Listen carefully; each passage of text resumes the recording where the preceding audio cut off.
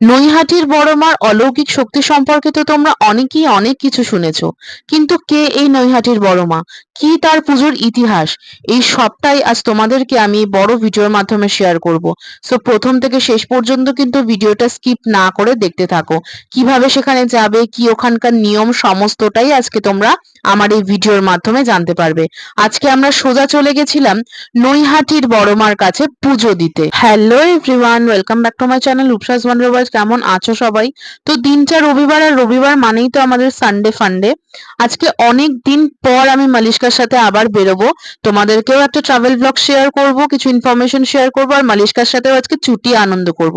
তো প্রথম থেকে শেষ পর্যন্ত পুরো ব্লগটা দেখতে থাকো, আর চ্যানেলটা সাবস্ক্রাইব করে দাও যাতে এরকম মজাদার ব্লগ আরো তোমাদের সামনে নিয়ে আসতে পারি। তো চলো, আমি বেরিয়ে গেছি রাস্তায়। আজকে আমরা যাব বড়মার কাছে, নৈহাটির বড়মার কাছে পুজো দিতে। এখান থেকে সোজা যাব আমি দিল্লি রোড, সেই জন্য আমি টোটোয় উঠে পড়েছি।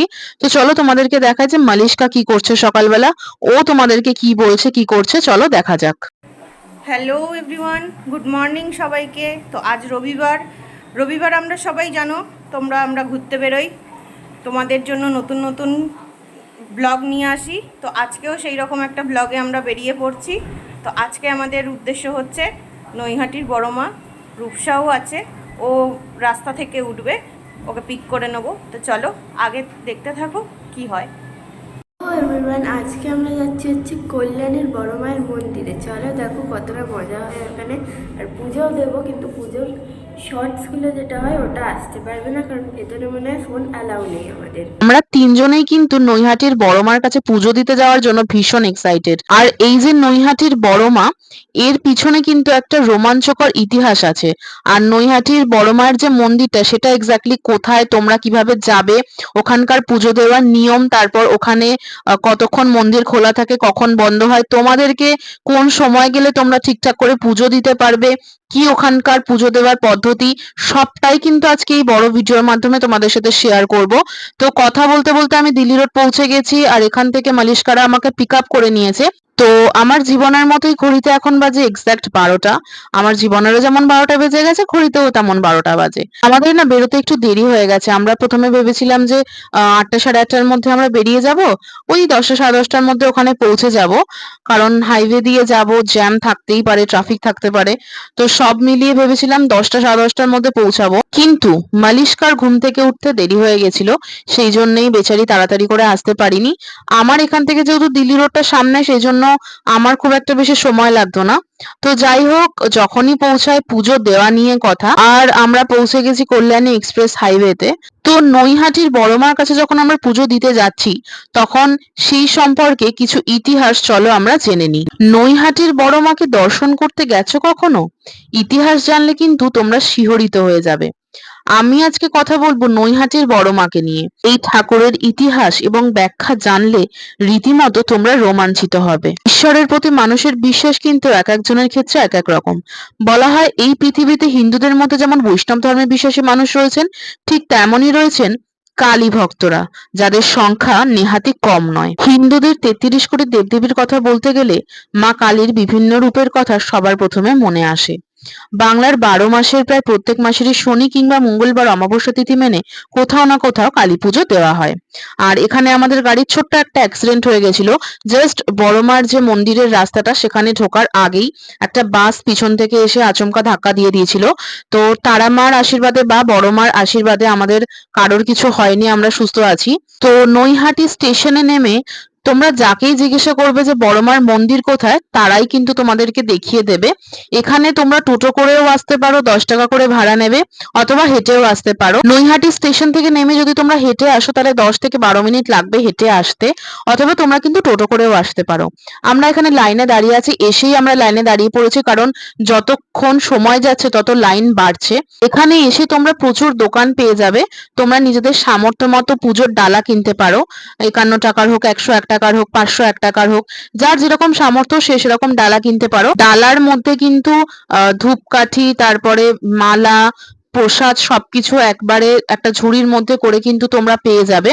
দেখাবো তোমাদেরকে আমরা যে ডালাটা কিনেছিলাম। চলো আবার আমরা ফিরে যাই নৈহাটির বড়মার ইতিহাসে। প্রথমেই বলবো বড়মার রূপের কথা। উচ্চতায় প্রায় 21 ফুট, 14 হাত লম্বা এই কালী নৈহাটিতে পুজো হয়। প্রায় 100 বছর হতে চলল এই পুজো। নৈহাটির বড় মায়ের পুজো নিয়ে আর মাহাত্ম্য নিয়ে ভক্তদের মধ্যে অটুট বিশ্বাস রয়েছে। এই মায়ের মন্দিরে সব ধর্মের মানুষ আসেন নিজেদের মনোবাঞ্ছা পূরণ করার জন্য।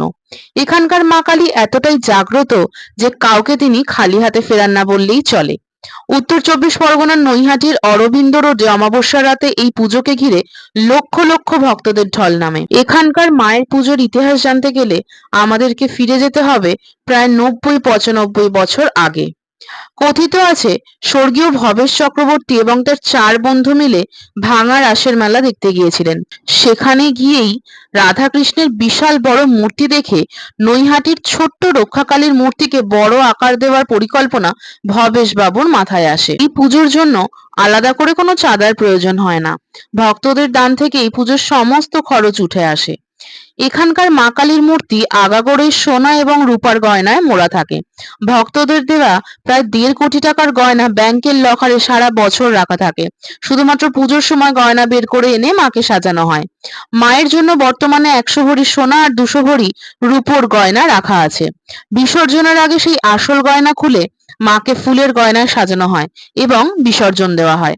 দুর্গাপুজোর পর কোজাগরী পূর্ণিমার দিন থেকে কাঠামো প্রস্তুত করা হয়। প্রতি বছর দীপান্বিতা অমাবস্যার দিন হাজার হাজার ভক্তের ঢল নামে মায়ের কাছে। বৈষ্ণব মতে দক্ষিণাকালী রূপে মা এখানে পূজিতা হন। 5 দিন ধরে হৈ হৈ করে মায়ের পুজোর শেষে বিসর্জনের দিন মন ভারাক্রান্ত হয় এলাকার সকলের এবং মায়ের ভক্তদের। অপেক্ষার আবার একটা বছরের দিন গোনা শুরু হয়ে যায় তখনই। প্রচুর মানুষ এখানে আসেন পুজো দিতে, এমনকি দেশ বিদেশ থেকেও মানুষেরা আসেন তাদের মনস্কামনা পূর্তির জন্য। মনস্কামনা পূরণ হলে মাকে গয়না দেওয়ার চল রয়েছে। প্রতি বছর তাই এই একই দিনে মায়ের পুজোয় মাকে অনেকেই অলংকার গড়িয়ে দেন। 100 বছরের বেশি সময় ধরে চলছে এই পুজো। কালী পুজোর দিনে মায়ের বিশাল রূপ দেখতে ছুটে আসেন দূর দূরান্ত থেকে বহু মানুষ। বড় মায়ের পুজোয় একটা কথা কিন্তু প্রচলিত আছে, ধর্ম যার যার, বড় মা সবার। তাই জাতি ধর্ম নির্বিশেষে বহু মানুষের ভিড় হয় বড় মাকে দেখার জন্য। নৈহাটির যে কোনো প্রতিমার উচ্চতা বড় মার থেকে কিন্তু বেশি হয় না, আর বড় মার পুজো শুরু হলে তবেই এখানে অন্যান্য পুজো শুরু হয়। এই পুজো কিন্তু প্রথমে ভবেশকালী পুজো হিসেবেই পরিচিত ছিল, পরবর্তীকালে বড় মা হিসেবেই জনমানসে পরিচিতি লাভ করে। আপনাদের সাথে কথা বলতে বলতে আমারও পুজো দেওয়া শেষ। ভেতরে ক্যামেরা করা একদমই অ্যালাউ নয়, তো তোমরা যারা আসবে তারা কিন্তু ভেতরে কখনোই ক্যামেরা করতে যেও না।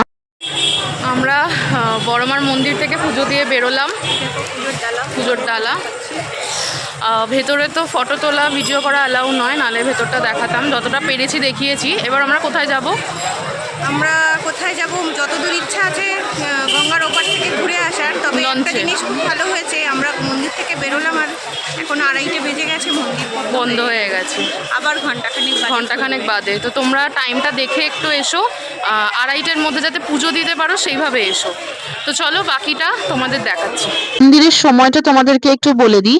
দুপুর 1টা থেকে 2টো পর্যন্ত মন্দির বন্ধ থাকে, তারপরে আবার 2টো থেকে 3টে পর্যন্ত মন্দির খোলা থাকে। 2:45 বা 3টে নাগাদ কিন্তু আবার মন্দির বন্ধ করে দেওয়া হয়, বোধহয় 1 ঘন্টা বা 2 ঘন্টার জন্য। তো সব থেকে ভালো এটাই যে তোমরা চেষ্টা করো যে দুপুর 1টার মধ্যে যেন তোমাদের পুজোটা শেষ হয়ে যায়। পুজো দেওয়া আমাদের হয়ে গেছে, আর এখানে পুজো দেওয়ার পরে একটু ফ্রেশ হওয়ার জন্য আমরা গঙ্গার ধারে চলে এসেছিলাম। যদিও সেদিনকে ছিল প্রচন্ড রোদ্দুর। এবার আমরা যাব লং ড্রাইভে।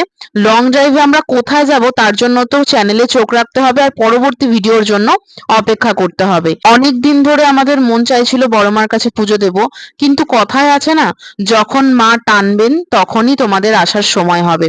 আমাদেরও এই সময়টাই ছিল আসার। তো আমরা এসেছি, পুজো দিয়েছি, সত্যি বেশ ভালো লেগেছে এখানে পুজো দিয়ে। আর মায়ের মুখটা দেখলেই না মনটা একটা অজানা আনন্দে ভরে ওঠে।